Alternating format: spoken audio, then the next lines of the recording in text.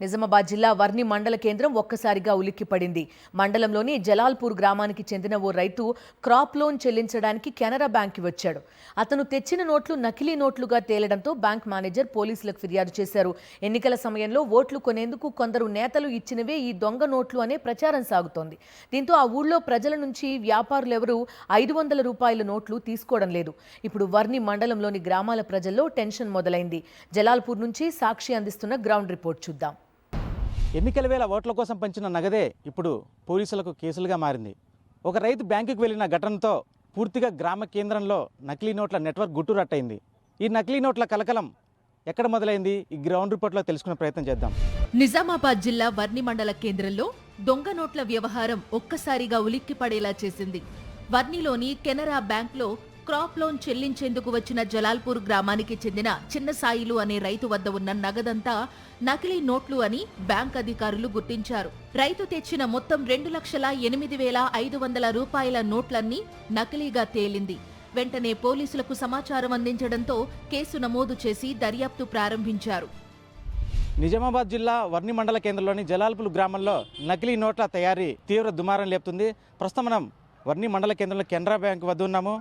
Canara bank వద్ద ఒక రైతు, చిన్న సాయి అయిన రైతు క్రాప్ లోన్ చెల్లించేందుకు వచ్చేటువంటి ఆ రైతు దగ్గర 2,08,500 రూపాయలు తన క్రాప్ లోన్ చెల్లించేందుకు ఈ కెనరా బ్యాంక్ దగ్గరికి వచ్చాడు. సో వచ్చి తన క్రాప్ లోన్ కట్టేందుకు కూడా ఈ డబ్బులు ఫేక్ అని తేలుతూ అధికారులు గుర్తించిన పరిస్థితి నేపథ్యంలోనే ఈ అధికారులు పోలీసులకు ఫిర్యాదు చేశారు. పోలీసు ఫిర్యాదు చేయడంతోనే అదుపులో తీసుకుని తను అరెస్ట్ చేశారు. సో పూర్తిగా ఈ దర్యాప్తులో కీలక విషయాలు వెలుగులోకి వచ్చాయి. జలాల్పూర్ గ్రామ సర్పంచ్గా మమత భర్త బాలుతో పాటు అతని తమ్ముడు కూడా పూర్తిగా విచారించారు. విచారణ అనంతరం పూర్తిగా 8 మందిని అరెస్ట్ చేశారు. వీళ్ళ వద్ద నుంచి కూడా సుమారుగా 9,86,000 నకిలీ నోట్లు ఉన్నాయని కూడా గుర్తించారు.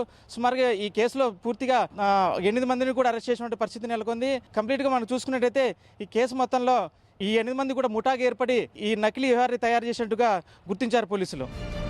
పంచాయతీ ఎన్నికల సమయంలో గ్రామంలో ఉన్న వారంతా డబ్బు తీసుకున్నందుకు తమపై కూడా కేసులు పెడతారేమో అన్న భయం వారిని వెంటాడుతోంది. బ్యాంకుకు రావాలంటే ఆ గ్రామస్తులు భయపడుతున్నారు.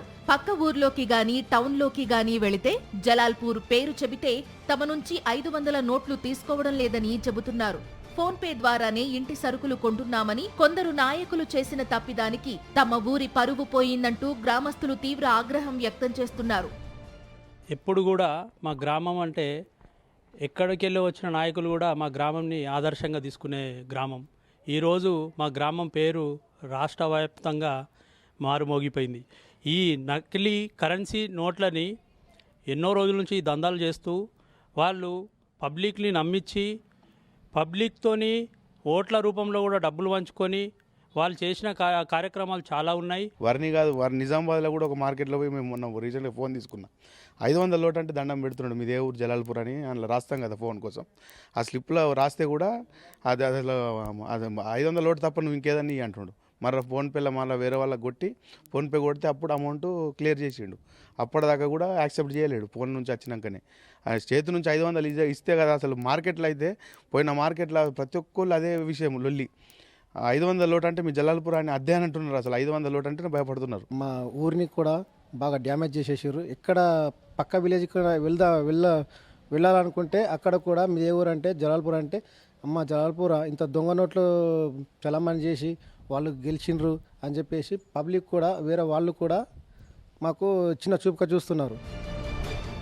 దొంగ నోట్ల వ్యవహారాన్ని పోలీసులు సీరియస్గా తీసుకున్నారు.